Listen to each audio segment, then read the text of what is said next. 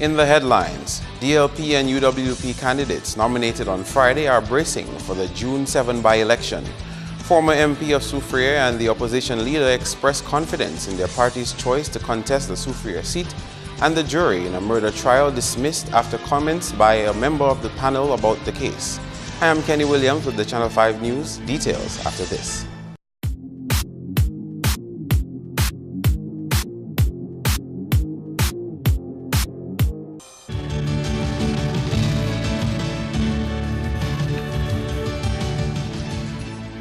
First up, the Labour Party candidate who will contest the June 7 by-election in Soufriere constituency has pledged to continue the work of her predecessor Ian Pinard if she wins the seat. Denise Charles spoke with Channel 5 News following her nomination in Soufriere on Friday. Today is a proud day for the Soufriere constituency. I've officially been nominated by my people to represent them in the by-election on June 7th. I am really excited to represent the beautiful people of this constituency, hard-working, dedicated and loyal people. I look forward to representing them in the areas of education, small business development, sports, housing, tourism and agriculture. Ms. Charles says a large part of the plan is to improve the lives of the young people. We have to get young people to focus on their education and to change their attitude towards working, understanding that in order to achieve anything in life, you have to work hard and you have to be focused.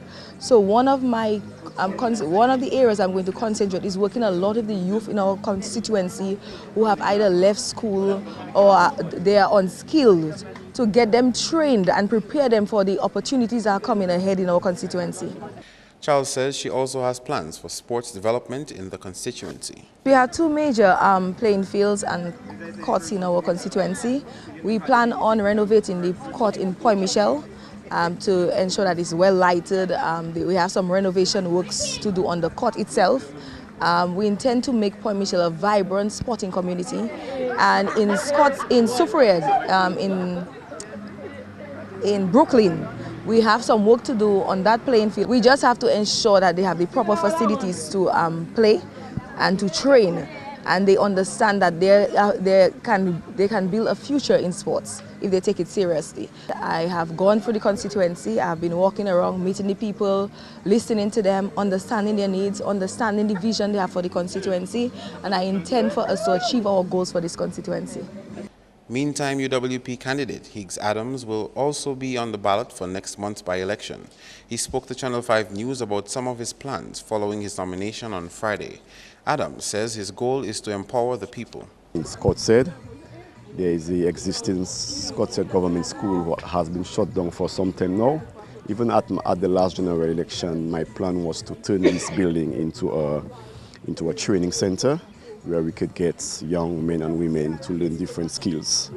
I have done that in the past for the past 5 years before, and then there's a lot of people in the community who are prepared to assist in training. For example, we have sewing classes, we have plumbing, we have electrician, and this is one of my focus in Soufriere, in getting the school occupied because the school has shut down for too long. In Soufriere, we're also looking, like both Soufriere and Scott said, is tourist attraction. And this community has been a blessed community, and there is a lot of potential in this community. First of all, we're looking at getting the people, as I told you, together in the different communities, listening to them, giving me their first option, what they would like to see done, because at the end of the day, it's job creation we need for the young people. We have the sulfur spring has been sitting there for many, many years, and it's a potential area. So this is also part of my plan, to engage the young people, train them, young people who are developing, who have small shops and small boutiques, get them involved, give them training, so at the end of the day they can go out and do something sustainable to themselves and for their families. Adams says he has always remained committed to the people of the constituency during and after elections. Well, I just want to thank the people of Soufriere, Scott said, Galion, Point Michel and Bagatelle so far for cooperating with me, for supporting me over the years. And this is a constituency which they have seen that I have demonstrated representation to them right through. You don't have to be in village councils, you don't have to be in politics. I've always been there to them. Even after this general election, I have never turned my back on them, and they are satisfied that they have received representation from me so far for the past almost 2 years so far. Meantime, former MP for Soufriere constituency Ian Pinard says he is confident Dennis Charles will do well at the by-election. Ms. Charles was instrumental in Mr. Pinard's campaign for the Soufriere seat in 2014, which was a success. In fact, we expect Dennis Charles to even do better than how I did the last election. So that's how confident we are. I don't want to say we're overconfident, but we're doing the necessary work. And from what we're hearing from the people of the constituency, people of Galio and Soufriere and Scott said and Point Michel, they're very happy with Dennis Charles. And she's somebody, she's no new person. She has been there with the campaign. In fact, she was my campaign manager last election. So the people already know her, they are familiar with her, and they're excited about her. And Dennis is going to do much better than I definitely know that. And she's going to continue the work that we're doing in the constituency. You know, we have done quite a bit, and Dennis is going to continue the work to build on education, build on infrastructure, build on our youth and sports. So she's going to continue that, our housing development. And I think very soon, you know, with Monakuma, with the development of Jungle Bay and also Bois Outlet, you know, tourism is going to flourish. And, you know, we expect the constituency to be one of the shining amber in Dominica.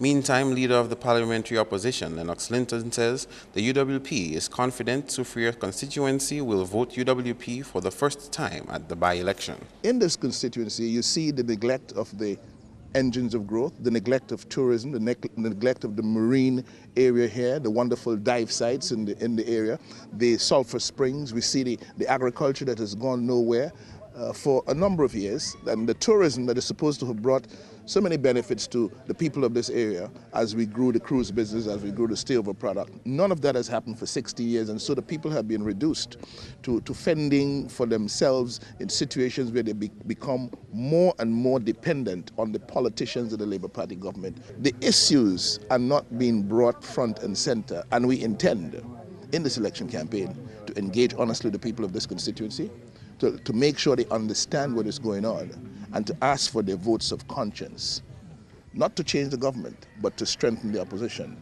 Linton says the issues surrounding the resignation of the former parliamentary representative will be given some attention in the lead-up to the by-election. The reason for his resignation must be front and center as we look at this by-election, as we talk with people, as we engage, as we educate. The people of the constituency have not yet heard what is the position of this replacement candidate, of this person who is hopeful to replace Higgs Adams, not Higgs Adams, replace Ian Pinard in the seat for Soufriere, Scott said, Galio and Point Michel in Parliament. She has not said what is her position on the situation that triggered the demise of her colleague. Over to Granby now, where several road projects costing over $1.5 million are underway. Here's Idona John Baptist with more. These roads were damaged by the impact of Tropical Storm Erica. The largest project in the south has gone to Shane Alexander, who is contracted to repair the collapsed road near the Geneva playing field. Dredging of the river, construction of a box culvert, and a concrete road are among the scope of works. That amounts to $1.2 million. Work started last Monday. We set up our tools already, and we're just trying to cast our basement. Okay, all right. In terms of the challenges posed to this project, what sort of challenges do you foresee? Well, the only challenge we are only trying to set up the tools. We met with water. But we had our pump, we pump it out, and from that everything going all right. What level of work has to be undertaken here? Well, it's a single culvert. So right now we in our base, we're going to cast our flooring, and then for us to start putting our two sides and the decking. Alexander says the road will be reinstated to its original form preceding Storm Erica. We have to take it from our culvert and then to the bridge. To this bridge. Essentially, how long will it take you, your men, to complete this job? Well, if I could finish it today, that would be nice. But at least I could have about 3 months. Right now, I have about 10 to 11 men there, but my crew is bigger. Meantime, Denison Carrot is undertaking works in the region of $500,000 at Pishley and Geneva. One of the projects we're supposed to construct a wing wall across the bridge, right up in this area there, and 2 other areas, rigid pavement, concrete pavement. We started day before yesterday, that's the 18th, 17th, Yeah, and then so far that's what we have done, excavation, and then monies have been put into materials, and then as you can see, excavation is continuing all the way down. So far we have completed almost like 400 feet of concrete, rigid pavement.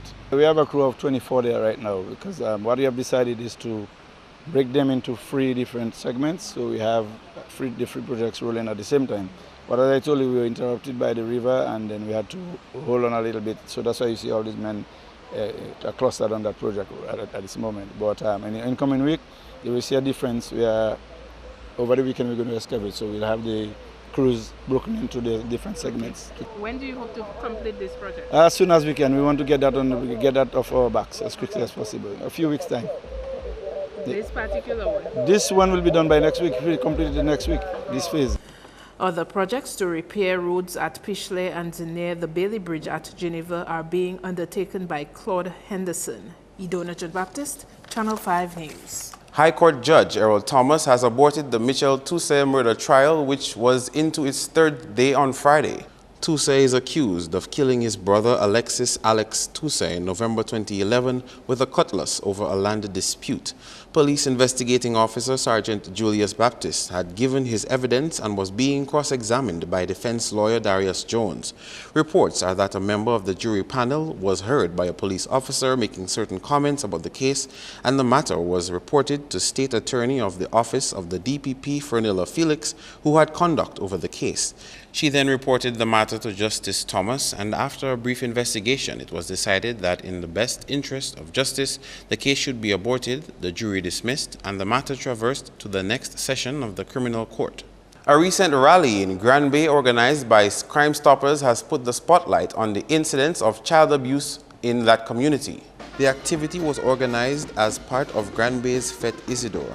A concern of adults behaving in an inappropriate way against minors was raised, and a call has been made to report these cases via the Crime Stoppers hotline. Some children are being abused in Grand Bay. Children need to understand that nobody has a right to touch you where your underwear should go. They can't do that to you, and you need to ask for help. Let me tell you, some children don't even know that it's wrong because it's been going on so long. Okay? And it's not just adults having sex with children. It's adults touching children in a way that is wrong. This is all abuse. And we need to help the children tell. Alexander has asked the parents and guardians of these victims to reach out to the NGO coalition and not sell their children. I'm noticing the people who actually get prosecuted in the courts tend to be people who don't have a lot of money. I don't know if you notice that. Okay, I'm noticing that families are being put in a situation there where they're offered money not to go to court. I have to tell you, this is wrong. Please dare to be strong. Please ask us for help. The chairman of the Grand Bay Village Council says every child should be familiar with the Crime Stoppers hotline number. We do not have to make Grand Bay safe. Grand Bay is already safe. We have to keep Grand Bay safe for our children. Many of our children here in this community certainly grow up to be wonderful adults because we are in the business of protecting children. Nonetheless, I am certain that there are 1 or 2 incidents where there are children who may not feel safe, where there are children who may feel threatened, where there are children who are abused. The young people themselves have to feel unafraid to express what is happening to them. And so we have to create an environment in the community where they feel safe. And that is why I want to salute Crime Stoppers. And so I think we should do more at our schools, in our youth organizations, wherever we have young people, and not only young people, but adults too. Coming up, a corporate citizen helps brighten things up for a needy woman. The details coming up.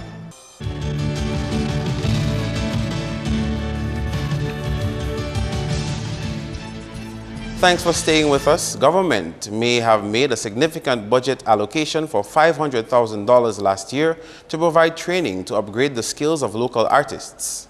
But judging from the poor attendance at a recent workshop organized by the Association of Music Professionals, some are beginning to wonder whether local artists are really serious. AMP began a 10-year workshop on studio engineering and recording this week.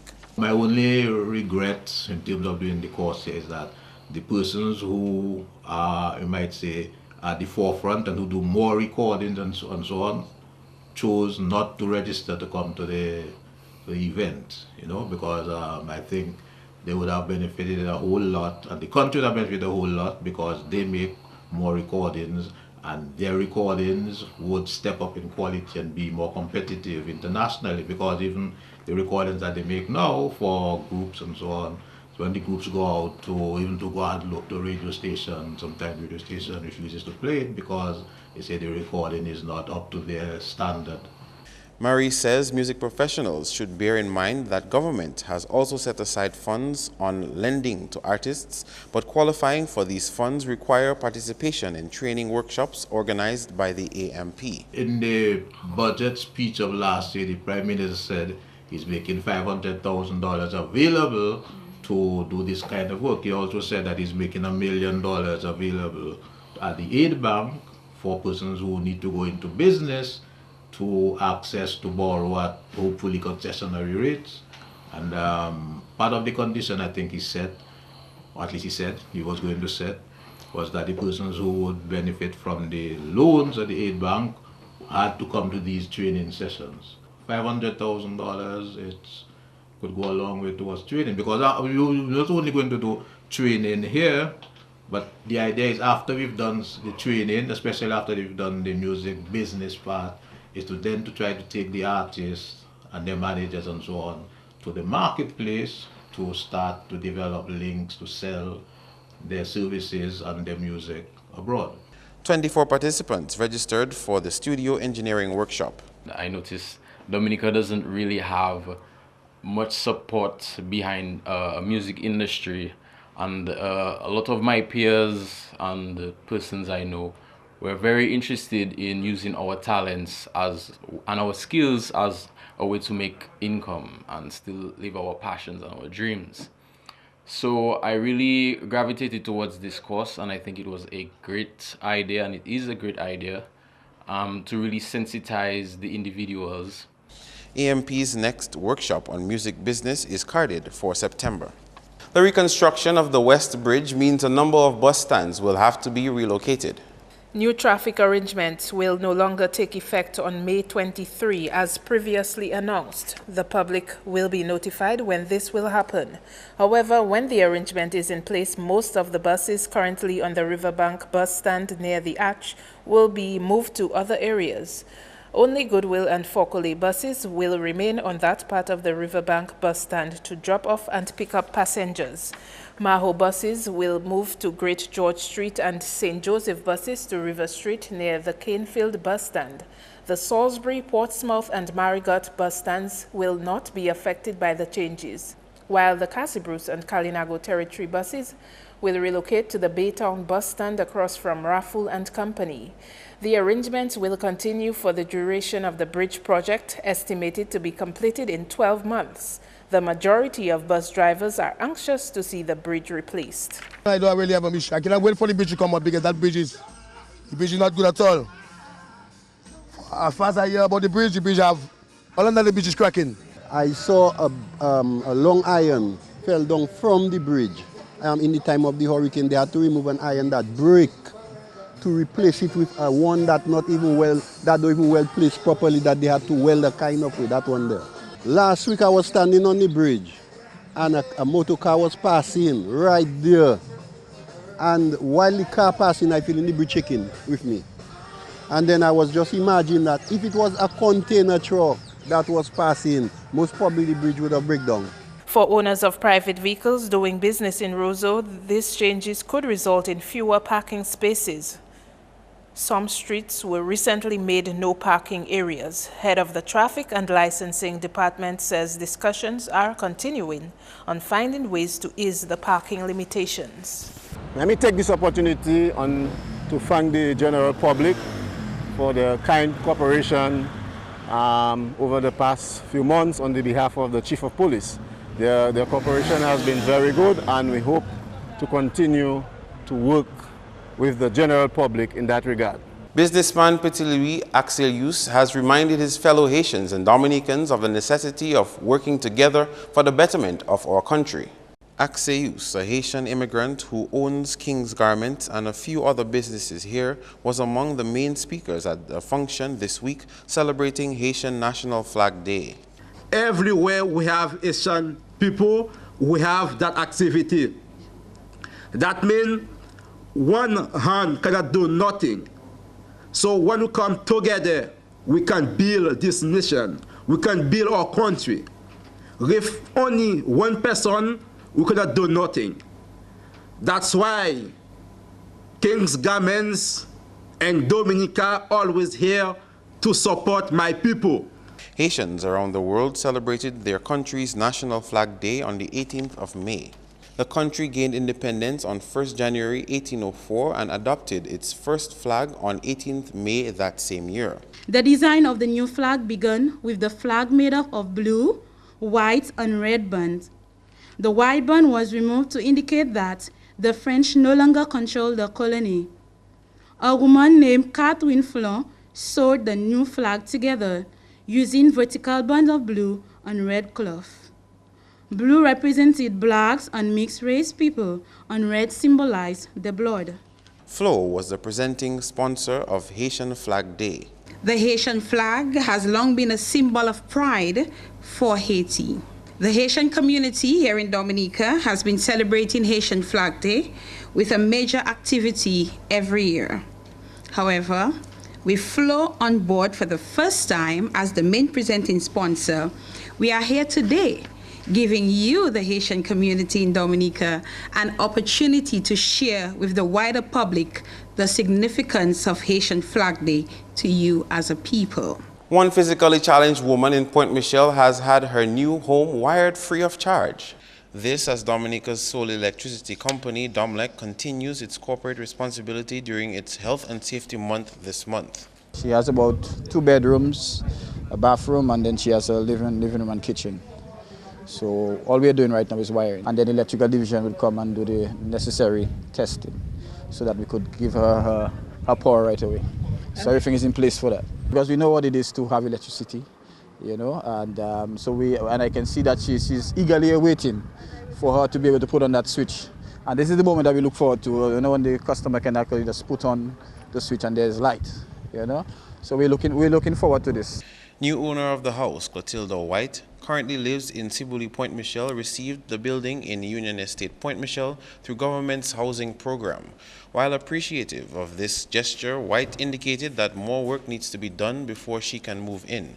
She hopes to move into the new house with her daughter and 2 grandchildren. The separation of the kitchen, and they have to put the counter for the kitchen and the cupboards and tiles. They have to tile the house, you know, and paint up.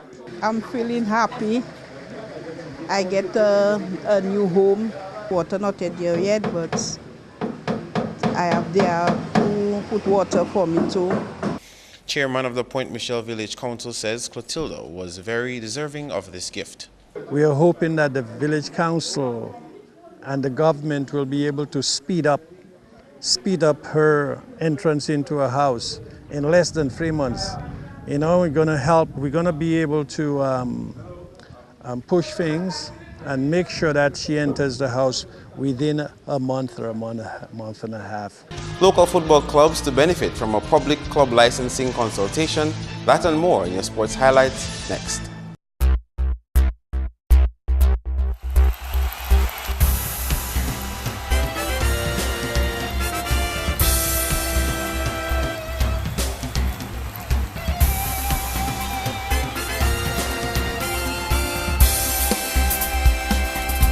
In sports, cricket takes the first knock. Castlebrew Secondary captured the 2016 First Domestic Insurance Secondary Schools Under-15 cricket title when they defeated Goodwill Secondary by an innings and 38 runs on Friday. CBSS took first knock and scored 167 all out. Kyle Prevost top scored with 47 and Von Elize supported with 45.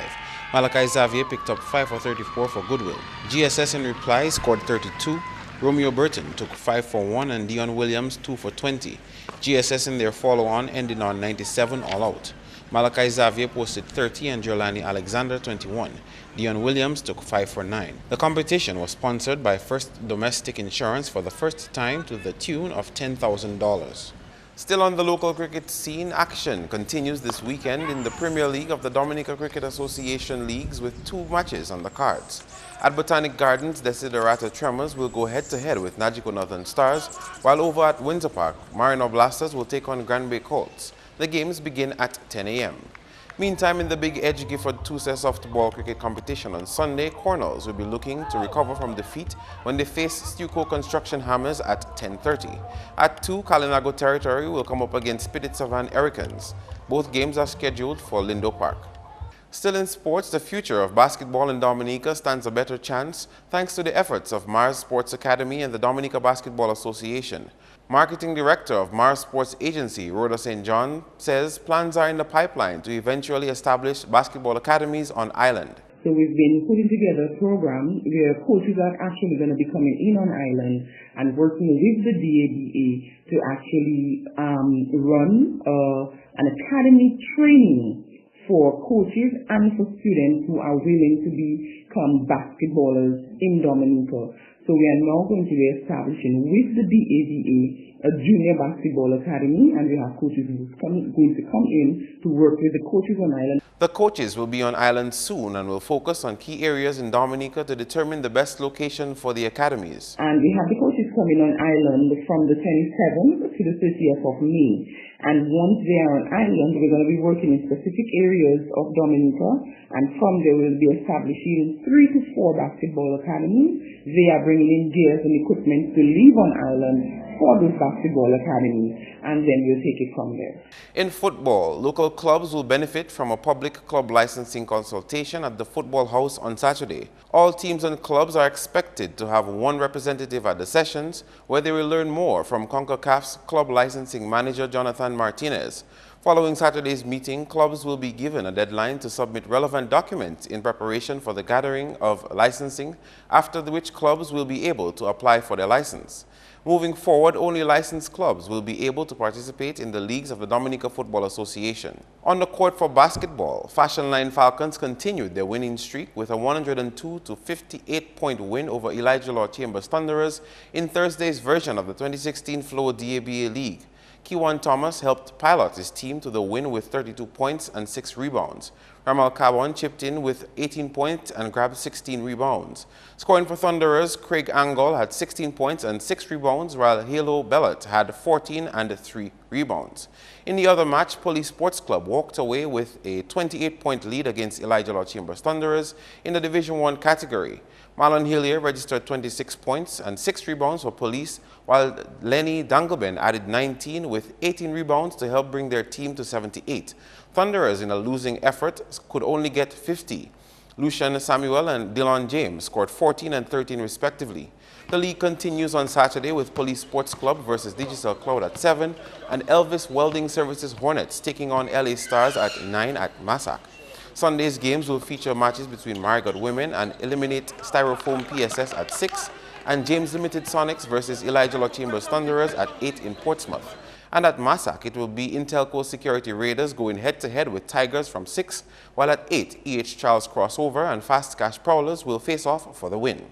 Meantime, President of the Dominica Amateur Basketball Association, Jerry Williams, says basketball enthusiasts are satisfied with the league so far, but there is still room for improvement. The competition is now halfway completed. The response of the players, the fans, it's a good season so far. There's a lot of room for improvement. One of the key things that we start to realize now is there was a little controversy in regards to a game being blown off, and from that a lot of teams started to adhere to the times, coming on time. There are a few matches that were forfeited because that we're very strict when we got in starting to games on time. Williams says he has high expectations for the second half of the season. The second half of the season looks very promising, and we're seeing now teams formulating into, playing good basketball. Back with more football, the Dominica Football Association, in collaboration with CONCACAF, will host a women's beach football festival in Mero on Sunday. The games will feature 3-on-3 competitions for girls under 13 and 15, while the under 17 and senior women will play 5-on-5 games. President of DFA and the women's coordinator will address the festival. Kickoff is at 11 a.m. Meantime, in the Domlec Women's League on Sunday, New India Goodwill Runners will do battle with New Generation Sports Club at 5 at Newtown. In women's sports, after an extended break, the 2016 Big Edge Netball Championships will continue on Sunday with the Premier and Division 1 finals. At 3, New India Assurance Celtic will do battle with Portsmouth Breakers to determine the 2016 Division 1 champion. And at 4:30, New India Assurance Celtic and the Spartans team will be looking to lift the 2016 Premier Division Championship trophy. The games are carded for the Dominica Grammar School. Back with more cricket. Delhi Daredevils defeated Sunrisers Hyderabad by 6 wickets in the Indian Premier League on Friday. Sunrisers batted first and scored 158 for 7. David Warner added 73. Carlos Brathwaite took 2 for 27 for Delhi. Chasing 159, Daredevils replied with 161 for 4. Karan Nair top scored with 83 and Carlos Brathwaite was out for 10 runs. That's all the sports for now. Join us again next time.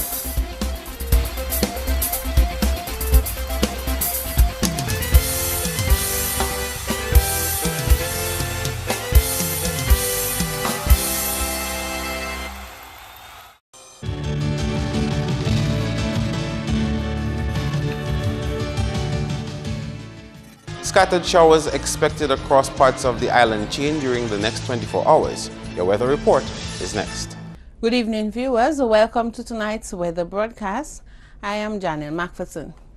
Infrared satellite imagery today showed multi-layered clouds across the southern portion of the Eastern Caribbean. Visible satellite imagery showed fair to partly cloudy skies across Dominica today. Radar imagery indicated some scattered showers across the island chain. The weather for tonight, fair to partly cloudy with brief showers. Tomorrow, partly cloudy skies with some scattered showers are expected. Seas tomorrow moderate in open water with waves peaking up to 7 feet. Small craft operators and sea bathers are advised to exercise caution. Looking ahead for the weekend, expect partly cloudy to cloudy skies and a few scattered showers with some breezy conditions expected by Monday. Across the Caribbean tomorrow, fair to partly cloudy skies and scattered showers are expected. On the international cities forecast, rain and overcast skies in New York, thunderstorm activity in Miami and Caracas, partly cloudy skies with some rain in London, fair weather conditions in Beijing. Sunrise tomorrow at 5:35 a.m. and a sunset at 6:29 p.m. For up-to-date weather information, please visit our website at weather.gov.dm or call the weather hotline at 447-5555. Thank you for viewing and have a good weekend. To end the news, a recap of the headlines. DLP and UWP candidates nominated on Friday are bracing for the June 7 by-election. Former MP of Soufriere and the opposition leader expressed confidence in their party's choice to contest the Soufriere seat, and the jury in a murder trial dismissed after comments made by a member of the panel about the case. Feel free to contact us at news@mapin2k4.com. You can also access our past newscasts on our YouTube channel. On behalf of the production team, I am Kenny Williams. To our viewers around the world, thank you for watching. Have an awesome weekend.